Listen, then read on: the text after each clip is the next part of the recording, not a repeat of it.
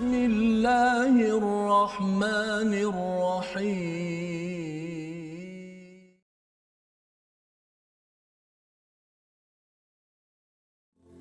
بسم الله الرحمن الرحيم الحمد لله رب العالمين الرحمن الرحيم مالك يوم الدين إياك نعبد وإياك نستعين اهدنا الصراط المستقيم صراط الذين أنعمت عليهم غير المغضوب عليهم ولا الضالين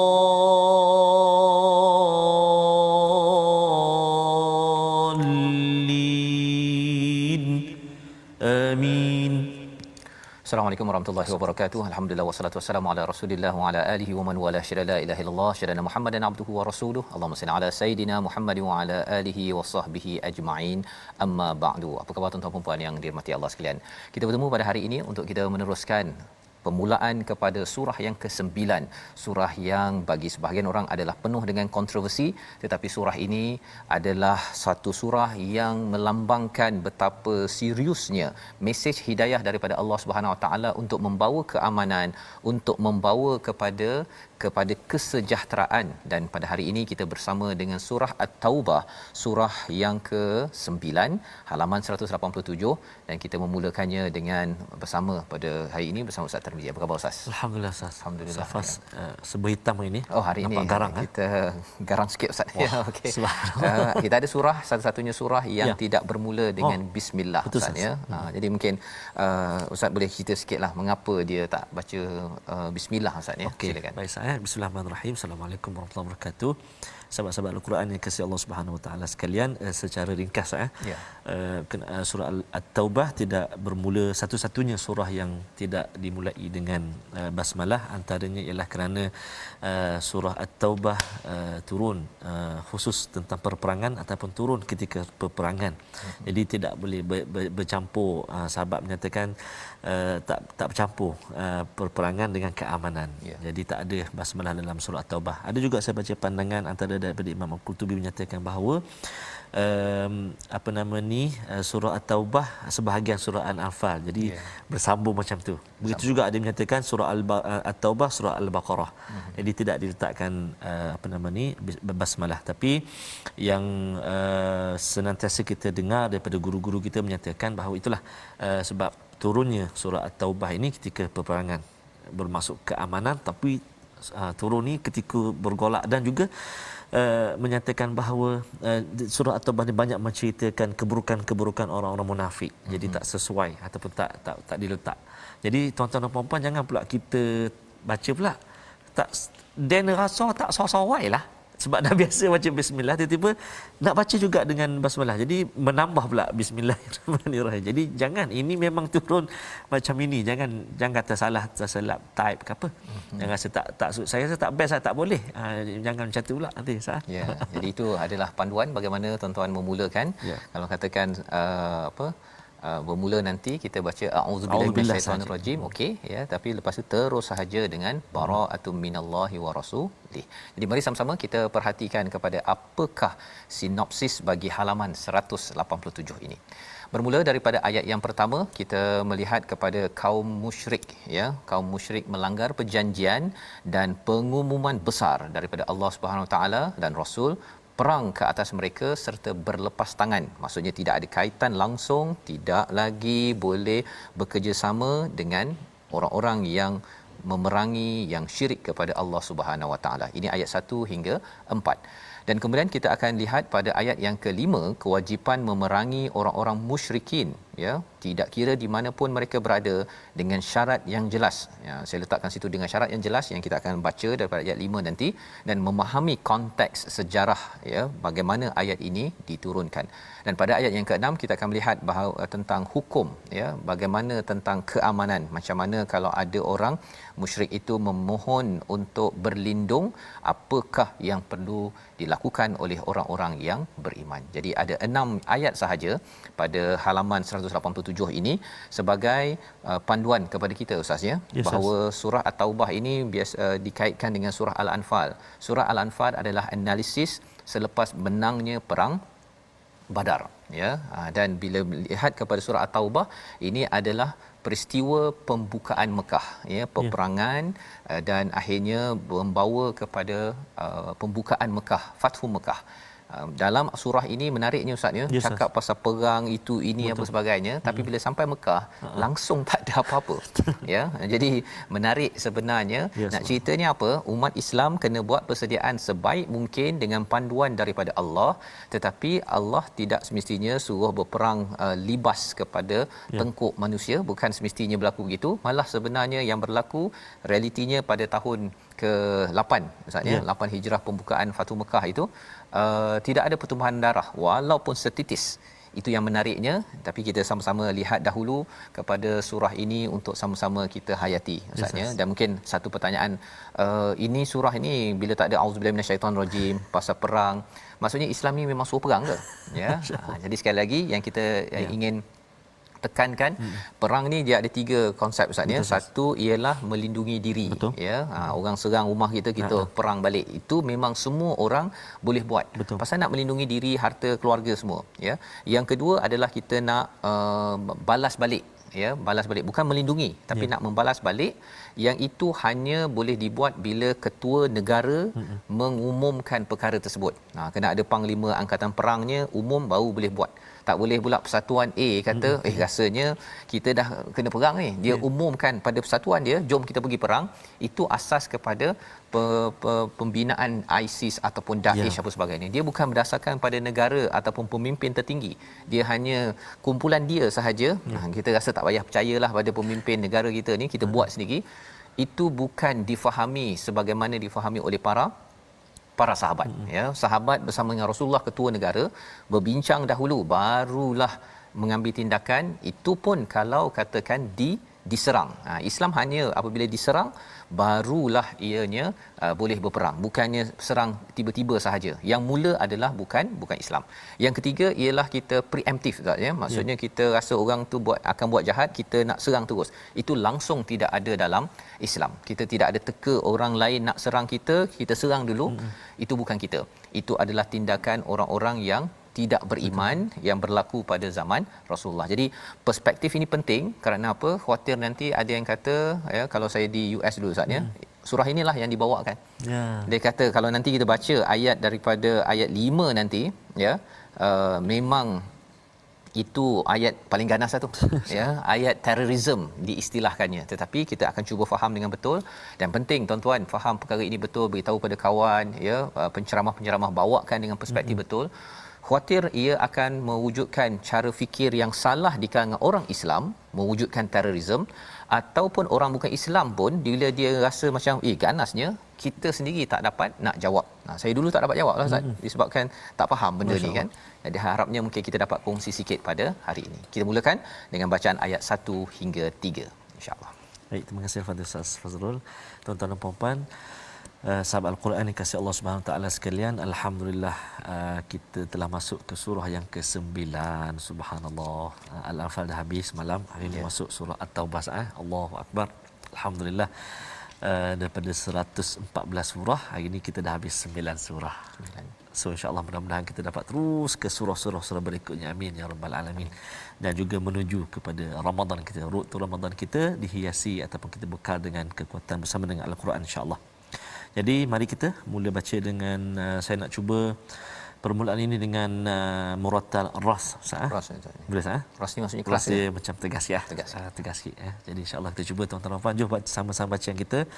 Kalau biasanya dengan bacaan ras ni antara imam-imam yang baca antaranya Syekh Abdul Rahman As-Sudais, Syekh Shuraim, Syekh Abdullah Al-Juhani antaranya pernah bawa juga. Kalau di Madinah mungkin Syekh Budair kan baca dengan taranum ras. Jadi bolehlah kita cuba insya-Allah. أعوذ بالله من الشيطان الرجيم براءة من الله ورسوله إلى الذين عاهدتم من المشركين فسيحوا في الأرض 4 أشهر واعلموا أنكم غير معجز الله وأن الله مخزي الكافرين وأذان من الله ورسوله إلى الناس يوم الحج الأكبر وأذان من الله ورسوله إلى الناس يوم الحج الأكبر أن الله بريء من المشركين ورسوله فإن تبتم فهو خير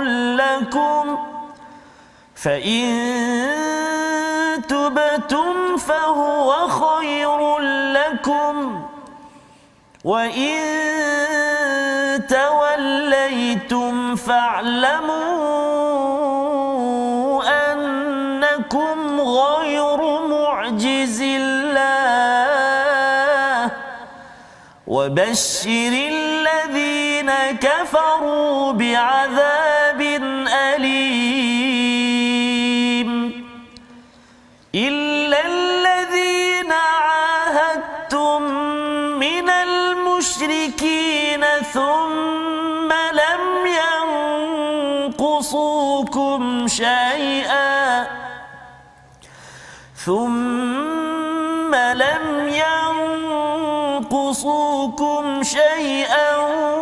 ولم يظاهروا عليكم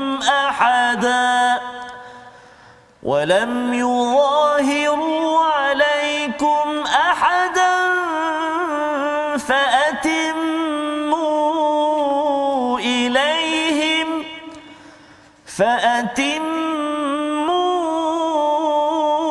إليهم عهدهم إلى مدتهم إن الله يحب المتقين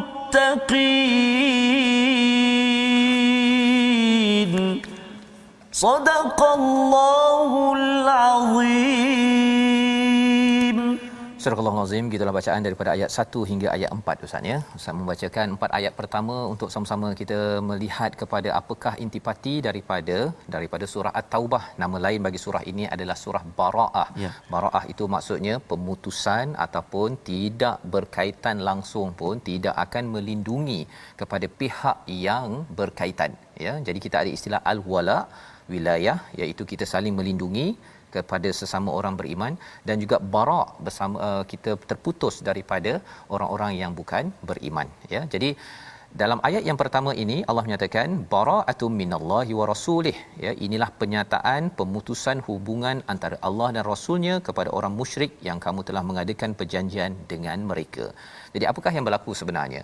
Pada tahun 8 Hijrah berlaku peristiwa Hudaibiyah, iaitu apabila Nabi daripada Madinah Ustaz ya nak pergi ke Mekah. Ingat dah rindulah kampung ni kan. Sampai Hudaibiyah tak masuk lagi ke Mekah itu. Ustaz masih ingat lagi ya, tempat yang ada binaan batu-batu tu kan. Tak ada apa yang special pun ya, kecuali peristiwa berlaku di situ. Ada orang kata dia jumpa pokok Hudaibiyah kan. Pokok tu dah lama habis dah kan. Dia pergi cara dia khurafat-khurafat yang berlaku ya. Baik. Jadi apakah yang berlaku? Nabi kena tahan dan diskus apa sebagainya. Nabi patah balik bersama dengan sahabat. Jauh Ustaz ya, 400 lebih kilometer itu, bukannya naik bas ke naik Asia ke apa ke. Naik unta, nak jalan kaki apa sebagainya, patah balik. Jadi apakah yang menyebabkan patah balik itu? Kerana mereka melakukan perjanjian Hudaibiyah, iaitu ada syarat-syaratnya, keamanan, dan perjanjian itu sebenarnya dalam masa setahun 2 tahun itulah Nabi sebenarnya membuat lagi perjanjian dengan pihak-pihak lain kerana peperangan tidak boleh berlaku di antara musyrik di Mekah dan juga orang-orang di Madinah. Baik. Jadi apakah yang berlaku selepas itu?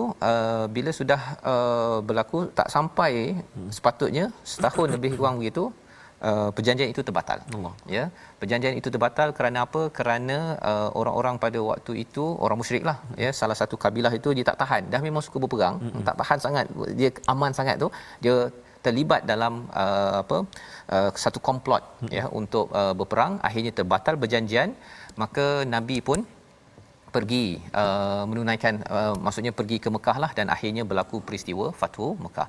Jadi ketika dalam keadaan ini, ya, Nabi tidak terus pergi haji, ya, tetapi selepas itu bila sudah peluang untuk pergi ke haji, 6 ayat inilah sebenarnya ayat yang dibekalkan untuk menjadi sebagai satu pengumuman rasmi.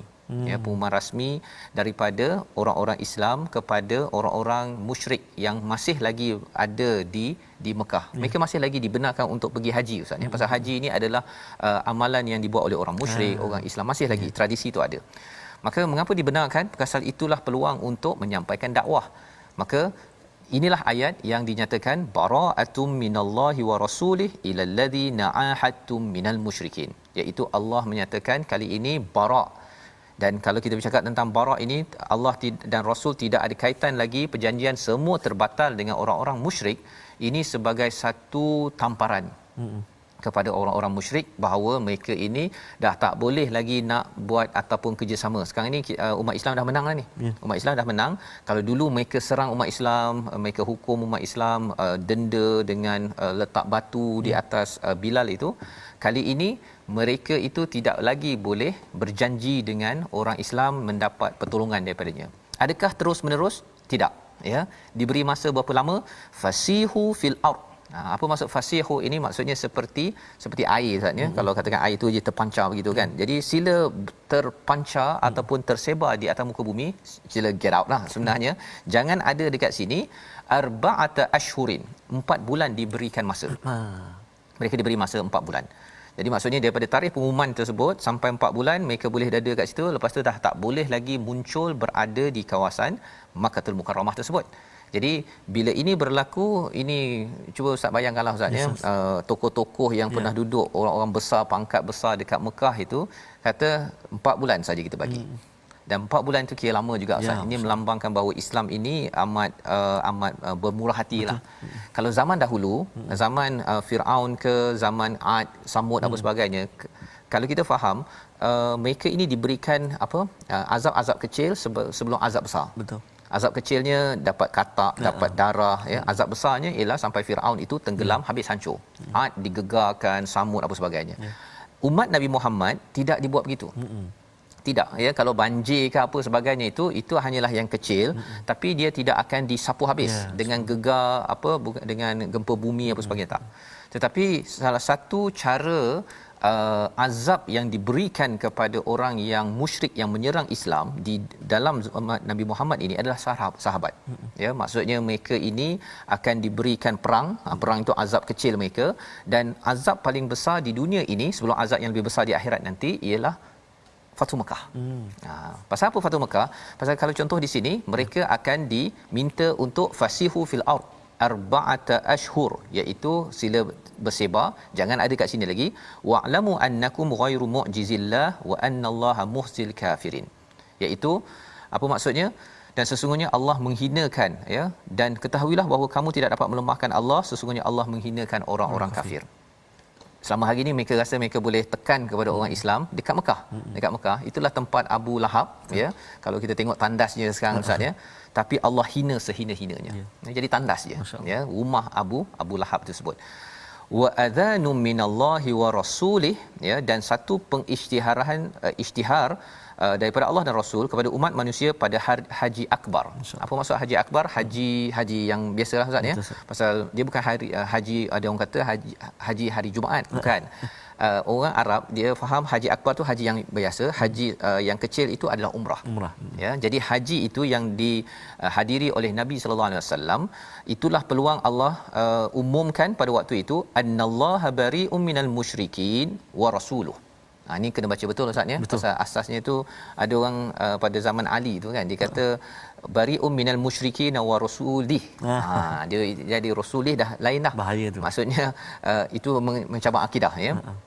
musyrik dengan rasul tu sama, tapi wa rasuluh itu Allah dan rasul bari daripada musyrikin jika mereka bertaubat, jika kamu bertaubat itu lebih baik, ya. Tapi kalau wa in tawallaitum fa'lamu annakum ghayru mu'jizillah wa basyiril ladzina kafaru bi'adzabin alim, ya, iaitu kamu tidak dapat mengalahkan Allah dan berikan kabar gembira dengan azab yang amat pedih. Azab dekat dunia dah pedih dah, iaitu dia kena halau, dan kalau tidak dia akan diperangi, ya, akan diperangi. Tapi kalau mereka masuk Islam bertaubat, okey. Ya. So ini adalah isi daripada ayat yang ketiga ini. Dan ayat yang keempat tu illal ladzina ahadtum, kalau ada yang berjanji dan dia tidak membantu kepada orang-orang yang bermusuh, ya, yang itu sila habiskan janji. Setahun ke 2 tahun ke, tapi syaratnya apa? Dia jangan membantu kepada musuh. Fa'atimu ilaihim ahdahum ila muddatihim innallaha yuhibbul muttaqin. Allah suka kepada orang-orang yang bertakwa. Jadi ini pelajaran ringkas, kita nak sambung lagi selepas ini Ustaz, ya. Kita tengok dahulu perkataan pilihan kita pada hari ini, iaitu perkataan bari'a ataupun bara' Ustaz, ya, terputus, terpisah, ya. Perkataan ini 39 disebut, 31 kali disebut di dalam Al-Quran. Inilah perkataan pertama yang kita jumpa pada ayat pertama, dan biasanya persatuan-persatuan pelajar Islam, ya, dia akan cakap al-bara' dan al-wala', ya. Jadi kadang-kadang kefahaman tu ada yang betul, ada yang silap. Dia kalau yang silap tu ialah bara'-nya itu hanya dalam satu organisasi saja. Kalau dia persatuan A contohnya, dia mesti wala' kepada ketua tu saja. Ketua orang lain, kalau orang lain beriman pun dia kata itu bukan wala' saya. Kan, pasal dia sudah diterjemahkan mengikut selera persatuan. Betul. Jadi ini perkara yang perlu kita beri perhatian. Sebenarnya asas kepada wala' adalah keimanan pada Allah dan Rasul. Orang sana beriman pada Allah Rasul, saya kena beri wala', ya, saya kena melindungi dan jaga dan beri pertolongan. Dan kalau katakan orang itu tidak beriman pada Allah, saya kena bara', ya, daripada bab akidah. Tapi bab akhlak masih lagi, kita masih Nabi jaga hubungan sesama, bukan Islam, ya, tetapi dari segi akidah, ya, dari segi ketaatan perlindungan itu tidak diberikan. Jadi ini kefahaman yang harapnya membantu kepada kita semua. Kita berehat sebentar, kembali dalam My Quran Time, baca faham amal, insya-Allah.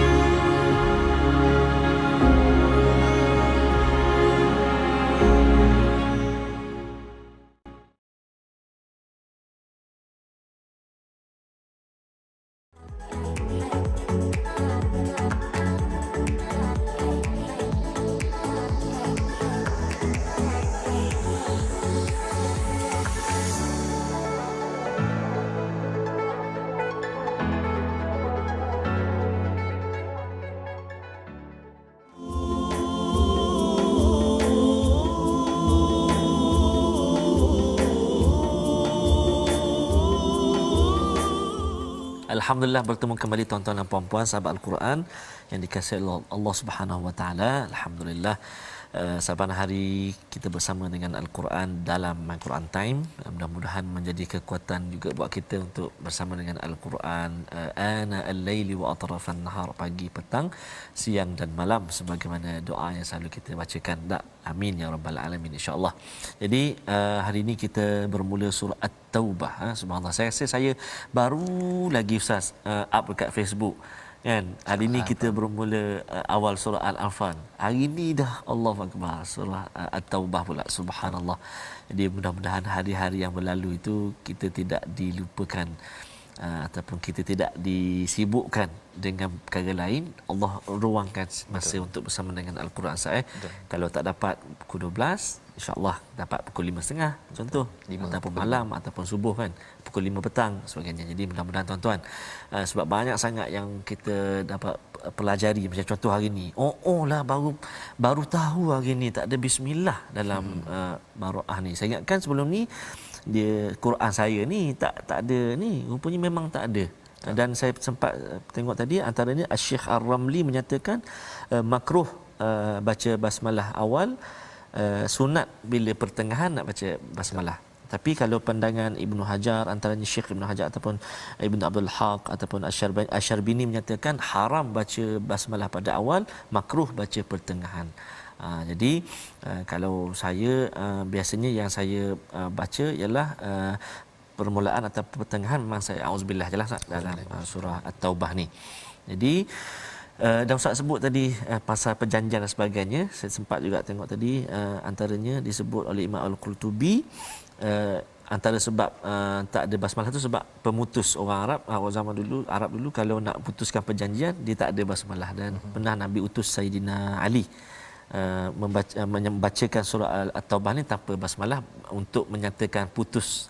Perjanjian yang Ustaz sebut tadi kan. Dia sebenarnya Nabi hantar Saidina Ali itu untuk maklumkan 6 ayat pertama ini turun diberitahu pada Abu Bakar untuk beritahu subhanallah. Jadi subhanallah banyak kita dapat belajar tuan-tuan dan puan-puan. Alhamdulillah. Dan kita nak terus Hafaz untuk kita kongsi pula pengajian ulang kaji tajwid kita.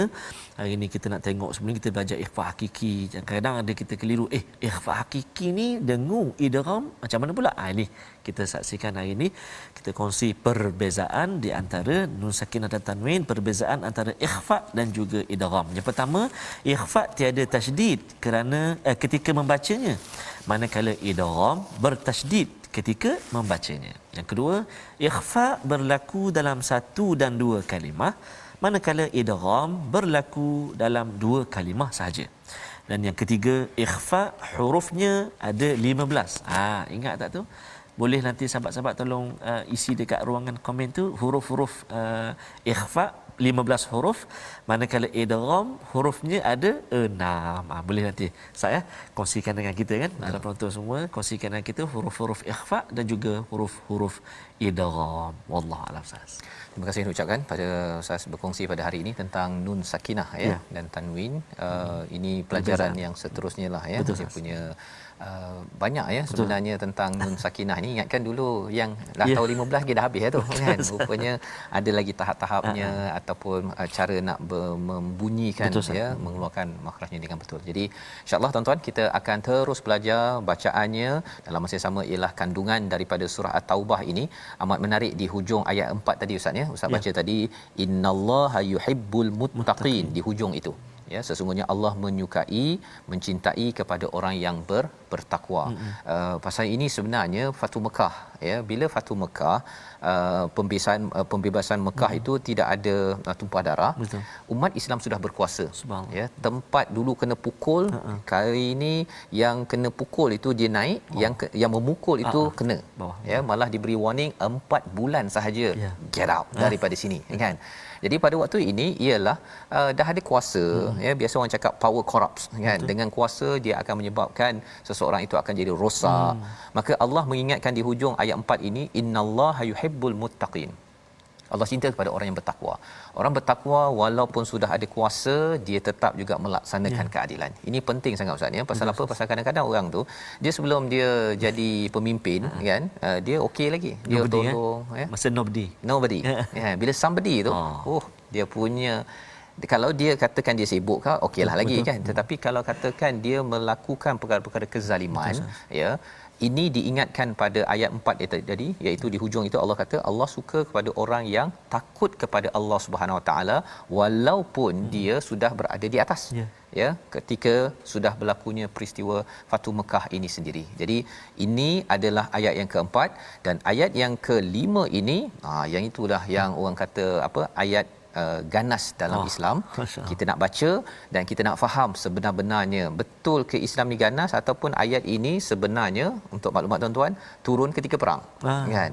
Kita kena ingat ini turun ketika zaman boleh berperang dan Allah suruh buat persediaan untuk ke Mekah itu untuk berperang, tapi rupanya tak payah perang tapi mari kita tengok dahulu ayat yang kelima dan ayat yang keenam. Silakan Ustaz. Terima kasih Ustaz Fazrul. Tuan-tuan dan puan-puan sahabat Al-Quran yang dikasihi dan dirahmati Allah Subhanahu Wa Taala sekalian, kita nak sambung 2 ayat lagi dalam surah At-Taubah ini, ayat 5 dan ayat 6. Jadi kita sambung bacaan kita tadi dengan bacaan ras. Kita terus untuk halaman ini kita baca ras insya-Allah. Baik. A'udzubillahi minasyaitonirrajim.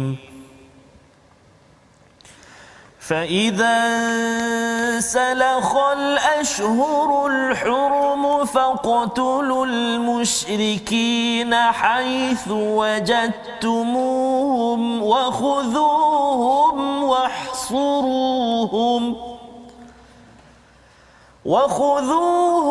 واحصروهم واقعدوا لهم كل مرصد فإن تابوا وأقاموا الصلاة وآتوا الزكاة فخلوا سبيلهم إن الله غفور رحيم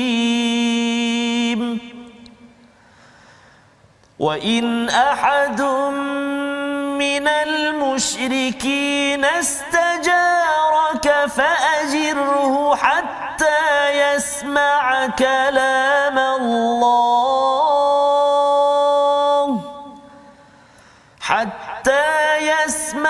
كلام الله ثم أبلغه مأمنه ذلك بأنهم قوم لا يعلمون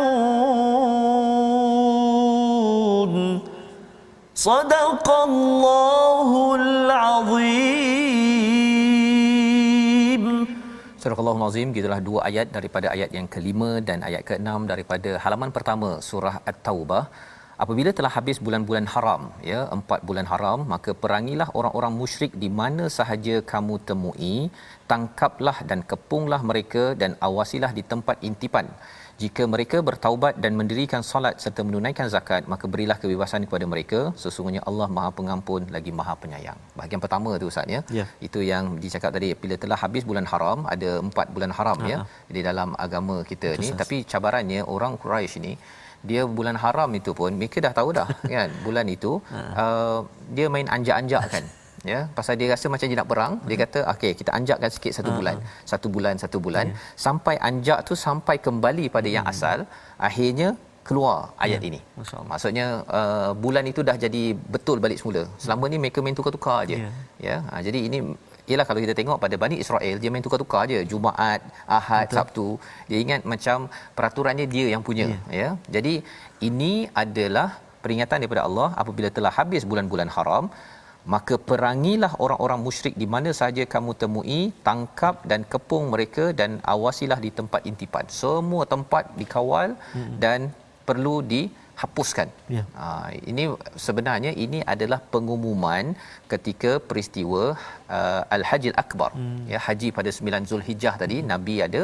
Jadi Nabi umumkan, ya, perkara itu agar orang-orang yang memusuhi kepada agama Allah ini, mereka sila keluar, ya, ataupun masuk Islam, ya, tetapi tidak boleh lagi mereka itu diterima, ya. Jadi bila kita faham begini, faizan salakha ini, daripada perkataan salakha ini kalau kita pernah jumpa dalam surah Al-A'raf, ya, yang kisah Bal'am bin Ba'urah itu, yang dia ada kebenaran, kemudian dia bersalin kulit, istilahnya kan, macam ular salin kulit itu, dia tukar. Faizan salakhal ashhurul hurum, sepatutnya bila dah habis bulan 4 bulan tersebut, dia sepatutnya dia dapat bila dah 4 bulan keamanan, boleh fikir, boleh tengok, akhirnya dapat kebenaran. Tapi kalau masih degil lagi, maka itu yang berlaku, faqtulul musyrikina haitsu wajadtumuhum wa khuduhum, ambil tawan mereka, wahsuruhum, iaitu halau mereka dari menguasai negeri Islam dan memasuki Mekah, waqudu lahum kullam marsad, ya, cari mereka ini dan pastikan mereka tidak muncul lagi. Ayat ini diumumkan ketika di Mekah itu, maksudnya di dalam Hajj itu tadi kan, untuk maklumkan bahawa we are serious. Ya, we are serious. Tapi mungkin ada yang bertanya, ini kita kena amalkan sekarang ke? Kan. Ideanya apa tuan-tuan? Ialah apabila kita faham ini surah yang turun ketika peristiwa Fathu Mekah itu tadi. Kita kena faham bahawa yang ini dibuat kepada orang yang memusuhi kepada umat Islam. Kita tengok dalam sejarah pun sebenarnya kalau mereka ini kembali pada Islam ataupun mereka ini ada perjanjian-perjanjian, perjanjian law of the land, mereka duduk dalam sebuah negara. Kalau di Andalusia tu orang Kristian, orang Yahudi, okey duduk kan. Tapi ini dalam konteks Fathu Mekah. Kita kena faham sejarah itu, pasal kalau kita ambil konteks yang lain, ayat ini kita akan rasakan macam kalau jumpa orang musyrik ya, orang kawan saya tu kan. Kita akan Betul. ya, sebenarnya dalam surah ini dinamakan surah At-Taubah, ada lebih kurang 16-17 kali berulang perkataan At-Taubah ini. Allah nak mengingatkan kalau zaman Nabi Musa itu ada gunung yang nak dihempap itu untuk pegang pada kitab tu biquwah. Jadi maksudnya selama ni jomlah kita masuk Islam, jomlah masuk Islam. Kali ini sila masuk Islam, ataupun kalau tak nak tak apa. Tetapi jangan memusuhi kepada Islam. Ya, kita berjanji tak apa, tapi jangan memusuhi, jangan kacau, jangan pula untuk merancang komplot-komplot seterusnya. Mesejnya clear. Maksudnya tidak ada pasangan dalam agama, konsisten, jangan kacau kepada orang Islam, jangan sampai membuat kerosakan-kerosakan di muka bumi ini.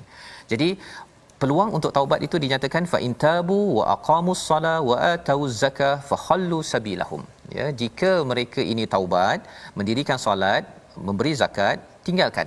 Maksudnya mereka ni dah okeylah, tak payahlah nak kacau lagi pasal mereka dah mematuhi syarat innallaha ghafurur rahim, pasal Allah itu amat pengampun, Allah amat penyayang. Dan mengapa orang-orang di Mekah itu tak suka Islam? Salah satunya Ustaz ya, bila kita tengok kat sini wa atuz zakah ya. Selain daripada solat ni tak apalah lagi. Ya, dia mungkin kacau sikitlah kepada agama nenek moyang mereka, tapi kumpulan orang-orang bisnes dia tak suka pada Islam. Dia kena bagi duit kan? Kena habis duit kata. Habislah dia punya projek dia. Kan? Projek berhala dia, projek arak dia, apa sebagainya habis. Ya, jadi dia tak suka. Tapi di sini Allah kata sebenarnya kalau kamu bertaubat, kamu buat bisnes yang okey, kamu akan keluarkan zakat, maksudnya kamu akan jadi kaya juga. Kan? Jangan, don't worry sebenarnya. Innallaha ghafurur rahim. Dan itu antara sebab, itu sebabnya orang bisnes dia tak suka dakwah, kerana ada perkara-perkara yang mengganggu dia. Kalau tak ganggu dia tak kisah. Kan? Itu yang kita boleh nampak daripada segi sejarah. Dan pada ayat 6 itu wa in ahadum minal musyrikin, jika ada orang musyrik minta perlindungan, istajaraka, apa yang kita kena buat? Fa'ajiruh, kena beri perlindungan hatta yasma'a kalam Allah.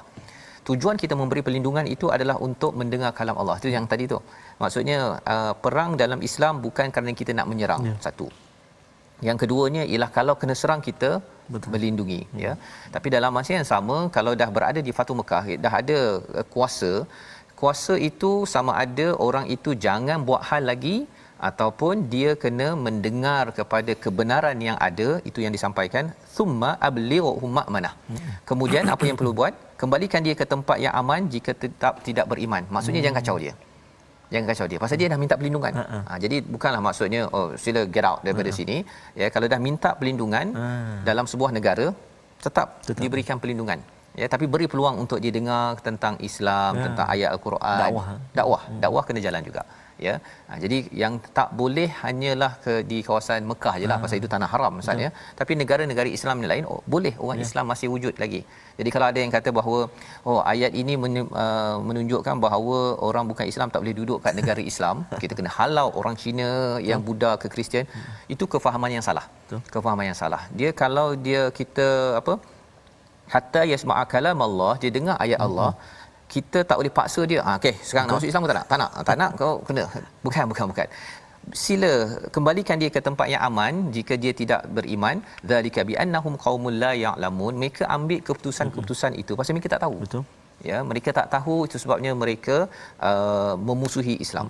Ya, ataupun mungkin mereka ini akan mengacau, ya. Tetapi bila kita dia tak kacau, kita bagi tahu dia masih lagi tak faham ke dia tak nak terima, it's okay. Dia boleh berada di dalam negara Islam, dan sejarah membuktikan perkara tersebut. Ya, di Madinah, di Andalusia, di Cordoba dan sebagainya. Jadi ini adalah intisari sebahagian daripada halaman pertama daripada surah At-Taubah. Mari sama-sama kita perhatikan situasi keseluruhan bagi halaman ini. Iaitu sebelah kiri atas itu kita bercerita tentang orang Islam batal perjanjian, takut orang-orang musyrik Mekah. Selama ini mereka yang tunjuk power. Tapi kali ini mereka sendiri yang takut. Tapi menariknya Ustaz ialah Islam ataupun Quran Allah bagi pada umat Nabi Muhammad 4 bulan. Subhanallah. Ya, tak macam umat Nabi Nuh. Bila kata dah kena saja malam tu kena habis ala tu. Okey, jadi itu yang menyebabkan mereka takut, merasa amat gentar. Di sebelah kanan atas itu bercerita tentang terima Islam, ya, terima Islam ini dan sanggup untuk keluar, ya, sama ada terima Islam ataupun keluar daripada kawasan itu dia punya syaratnya lah, kan. Kerana apa? Kerana kita tak nak musuh dalam selimut ni sebenarnya, kan. Tapi kalau di hujung nanti kita akan nampak bahawa sebenarnya kalau tak nak terima tapi tak kacau, okey. Ya, itu penting. Bahagian bawah kiri itu bagi peluang, ya. Syaratnya ialah jangan sokong musuh. Kita kena jelas bahawa musyrik itu dia tidak sokong pada musuh untuk menyerang kepada Islam. Pasal ramainya itu dia nak menyerang, kan, dia nak kacau apa sebagainya, yang itu kita tidak benarkan. Dan kanan bawah itu beri ruang, ya, untuk dengar kalam Allah, dan kemudian jangan paksa, ya. Dalam Islam tidak ada konsep paksaan untuk beragama, tapi beri peluang untuk mendengar, dan bila dah ada power, sepatutnya kita boleh bagi lebih banyak dakwah, bukan paksa. Kita just nak beritahu ini kebenaran yang kita faham. Okey, awak nak tanya apa? Sila boleh berdialog. Selama hari ini dia bias disebabkan dia ada power, dia rasakan dia betul, dan akhirnya dia tak nak dengar ayat Al-Quran, tak dengar kepada dakwah. Dan inilah gambaran daripada halaman 187 yang ingin kita bawa kepada resolusi tindakan kita bersama. Yang pertama, tuan-tuan sekalian, apabila kaum musyrik bermusuh dan menyerang, tiada lagi ikatan kedamaian, ya. Bila dia menyerang dan bermusuh, kalau dia tidak kacau, tapi sebenarnya Allah dah beritahu bahawa lambat laun kalau dia tidak diberi dakwah, dia akan kacau. Yang pertama. Yang kedua, tunaikan janji melindungi bukan Islam asalkan mereka tidak mungkir janji dalam sesebuah negara Islam, ya, iaitu mereka ini masih lagi tidak bersekongkol dengan musuh-musuh Islam. Mereka amalkan agama mereka sahaja. Itu nombor dua. Nombor tiga, lindungi orang musyrik yang minta perlindungan agar boleh mendengar pelajaran daripada Allah, tapi bukan maksudnya kita memaksa. Ini kena jelaskan betul-betul, pasal ada kumpulan yang begitu Ustaznya, dia paksa orang masuk Islam ataupun dia nak bunuh kepada orang bukan Islam. Kadang-kadang orang Islam sendiri pun dia kata lain sikit pendapat dia, sesat, lepas tu nak bunuh. Allah. Itu yang Daesh, ISIS apa sebagainya itu kita tak nak. Dan harapnya kefahaman daripada halaman pertama ini menyebabkan kita nampak, oh rupanya Islam ni mesejnya serius, satu, ya, tapi dalam masa yang sama kita tidak paksa, kita berdialog, bagi peluang orang mendengar. Pasal pengalaman tuan-tuan, bila kita dengar Al-Quran ini betul-betul, kita tadabbur Ustaznya, belajar baca, sebenarnya hati kita ini akan lebih terbuka. Betul, ya, dan itulah yang berlaku kepada umat Islam pada zaman dahulu. Bila mereka berdakwah, bukannya ganas-ganas, ya, bukannya pedang itu hanya untuk melawan kepada orang yang menyerang. Itu saya ulang banyak kali ini pasal surah ini surah kritikal. Betul, ya, untuk kita faham dengan cara yang betul. Kita berdoa kepada Allah SWT, kita dipimpin dengan surah Bara'ah ataupun surah At-Taubah ini. Silakan Ustaz. أعوذ بالله من الشيطان الرجيم بسم الله الرحمن الرحيم الحمد لله رب العالمين والعاقبة للمتقين ولا عدوان إلا على الظالمين والصلاة والسلام على رسول الله الأمين سيدنا محمد وعلى آله وصحبه أجمعين اللهم ya Allah wa ya Rahman wa ya Rahim, lapangkan dada kami untuk mempelajari kalam-Mu ya Allah. Kurniakan kefahaman buat kami ya Allah. Kurnia kefasihan buat lidah kami menyebut ayat-ayat-Mu ya Allah. Kurniakan pendengaran kami, pendengaran yang suka mendengar alunan bacaan kalam-Mu Al-Quran. Birahmatika ya Arhamar Rahimin. Ya Allah, ya Tuhan kami, berkati kami di bulan Rajab ini ya Allah, juga bulan Syaban ya Allah, dan pertemukan kami dengan bulan Ramadan Al-Mubarak tidak lama lagi ya Allah. Ya Allah wa ya Rahman wa ya Rahim, kurnia kesempatan buat kami untuk terus beribadah kepadamu ya Allah, menghiasi rumah-rumahmu ya Allah, menghiasi majlis-majlis ilmu taman syurgamu ya Allah. Maka ya Allah, apalah kiranya diangkat kembali wabak ini daripada kami semua ya Allah. Kurnia kesembuhan buat saudara mara kami yang kini sedang dan dirawat. Jauhkan, lindungilah kami semua daripada wabak ini ya Allah. Birahmatika ya arhamar rahimin. Kami rindu rumahmu ya Allah. Kami rindu ingin sujud di lantai-lantai masjid rumahmu ya Allah. Maka perkenankan doa kami ya Allah, agar kami benar-benar dapat mendirikan Ramadan kali ini dengan penuh keimanan ketakwaan ya Rabbal Alamin.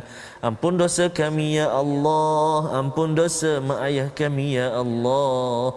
Walhamdulillahi Rabbil Alamin. Taqabbalallah.